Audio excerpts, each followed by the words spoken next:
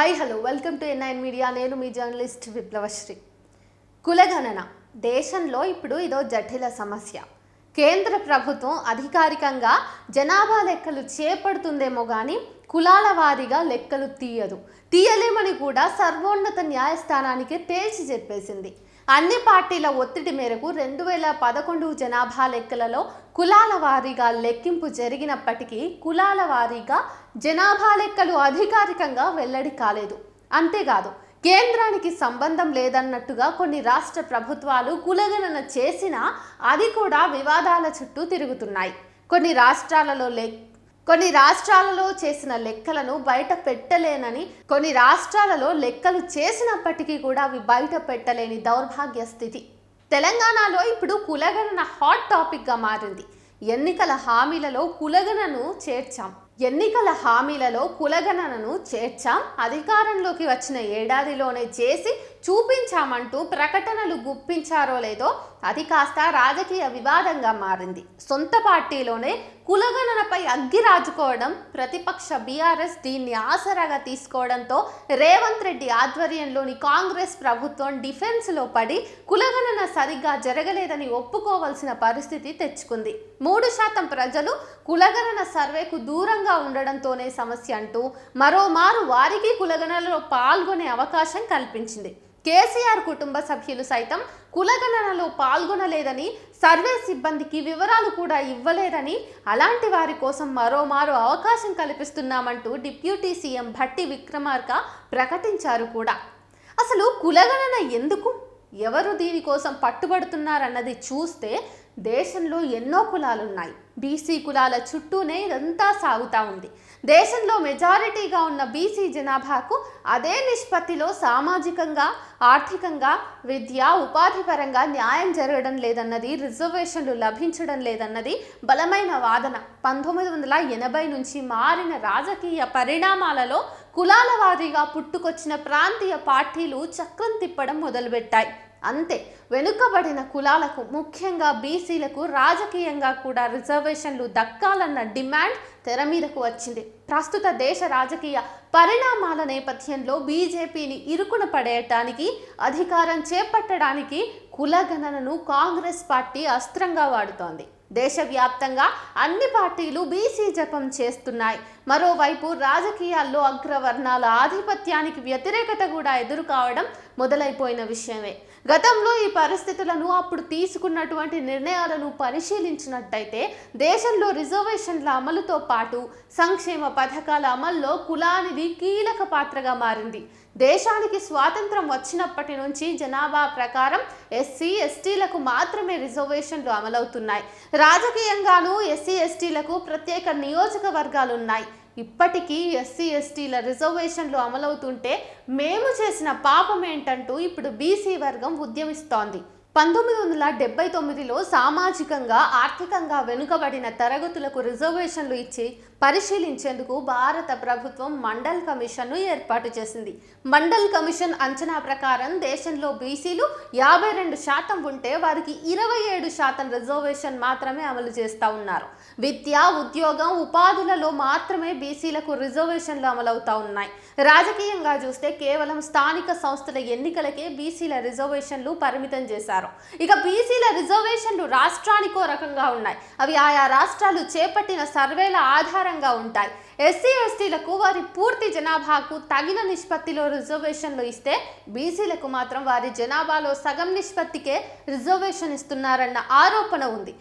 అయితే బీజేపీ కేంద్రంలో అధికారం చేపట్టిన తర్వాత అగ్రవర్ణ పేదలకు 10% ఈడబ్ల్యూఎస్ రిజర్వేషన్ కల్పించడం, అది బీజేపీ ఎదుగుదలకు ఉపయోగపడటం కూడా ప్రాధాన్యత సంచరించుకుంది. ఓసీల జనాభా చాలా తక్కువ ఉన్నప్పటికీ వారిపై ఏ సర్వే లేకుండానే నేరుగా ఎస్టీల కంటే ఎక్కువగా 10% రిజర్వేషన్ ఇచ్చారన్నది వివాదంగా మారింది. అదే క్రమంలో ఆర్థిక పరిస్థితిని దృష్టిలో పెట్టుకొని రిజర్వేషన్ కల్పించడంపై హర్షతారేఖలు వ్యక్తమయ్యాయి. తెలంగాణ కులగణన విషయానికి వచ్చినట్టయితే రేవంత్ ప్రభుత్వం ఎంతో ప్రతిష్టాత్మకంగా సుమారు 50 రోజుల పాటు కులగణన సర్వే జరిపింది. ఈ సర్వేలో 96.9% కుటుంబాలు తమ వివరాలను తెలిపాయి.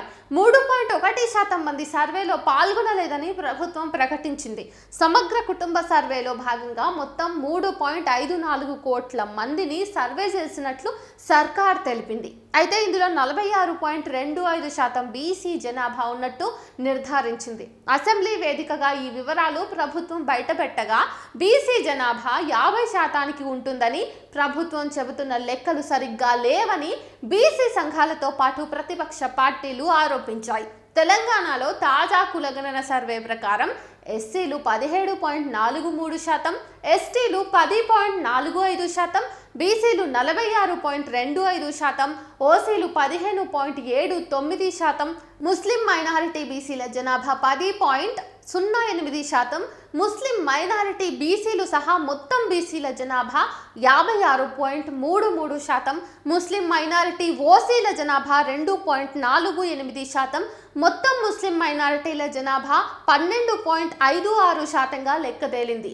అదే వివాదానికి దారితీసింది. 2014లో కేసీఆర్ ప్రభుత్వం చేపట్టిన సమగ్ర కుటుంబ సర్వేలోనే బీసీల జనాభా ఎక్కువ ఉందని, ఏకంగా 22 లక్షల వరకు బీసీ జనాభా ఎందుకు తగ్గిందన్న ప్రశ్నలు దూసుకువచ్చాయి. ఇప్పుడు రాష్ట్రంలో రాజకీయంగా అత్యంత ప్రభావం చూపిస్తున్న రెడ్డి సామాజిక వర్గం జనాభా 17.06 లక్షలుగా ఉంది.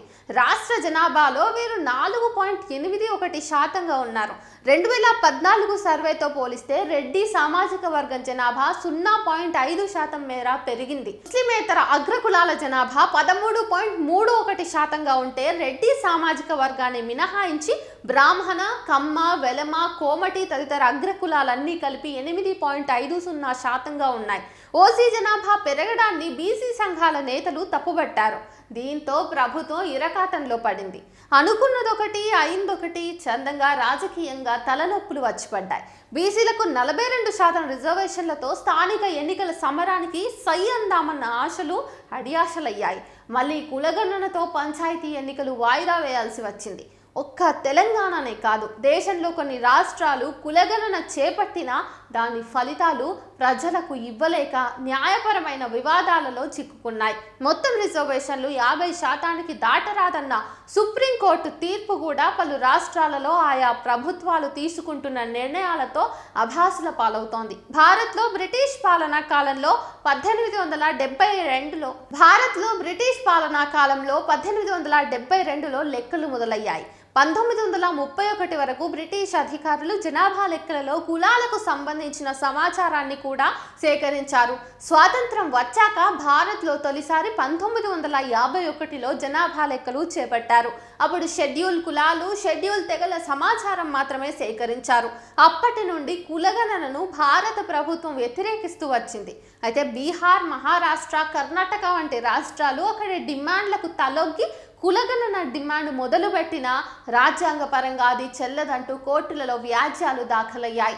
అనేక అడ్డంకుల మధ్య బీహార్లో 2022 చివర్లో కులగణన చేపట్టి 2023లో వివరాలు బయటపెట్టారు. రాష్ట్ర జనాభా 13 కోట్లు. ఇందులో అగ్రవర్ణాల సంఖ్య 15.52%గా ఉంది.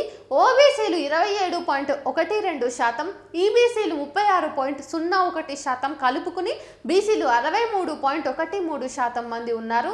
షెడ్యూల్డ్ కులాల వారు 19.65%, షెడ్యూల్డ్ తెగల వారు 1.68% ఉన్నారని తేల్చి చెప్పింది.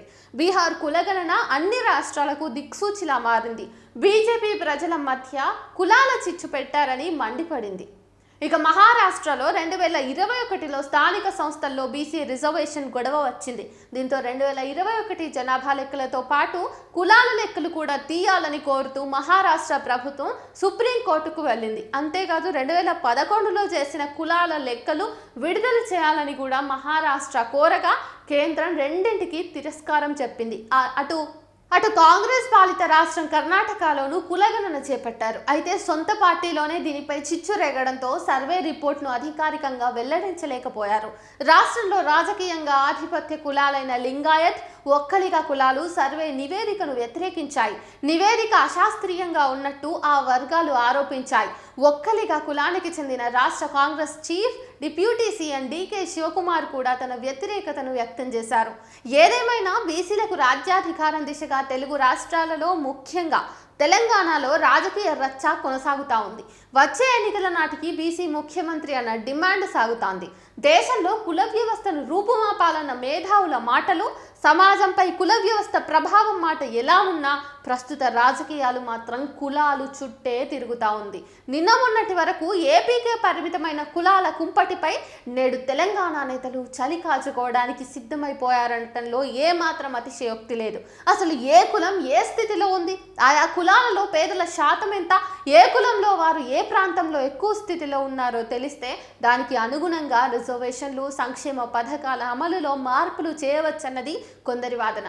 అసలు రిజర్వేషన్లే దండగా కేవలం ఆర్థికపర రిజర్వేషన్లే ఉండాలన్నది మరికొందరి ఆకాంక్ష. ఏదేమైనా కులాల రొంపిలో కొట్టుకుంటున్న రాజకీయ వ్యవస్థలో కులగణన చేపట్టకుండా కేంద్రంలోని బీజేపీ కూడా ఇంకా ఎంతకాలం లాక్కొస్తుంది? దేశవ్యాప్తంగా కులగణనకు సిద్ధపడక తప్పదేమో. కొసమెరుపు ఏంటంటే అటు ప్రభుత్వ పెద్దల వద్ద, పార్టీల నేతల దగ్గర ప్రాంతాల వారీగా కులాల జనాభా లెక్కలు అనధికారికంగా ఎప్పుడో ఉన్నాయి. ఆ లెక్కలే ఆడిస్తున్నాయి కూడా ఈ రాజకీయ ఆటనంతా.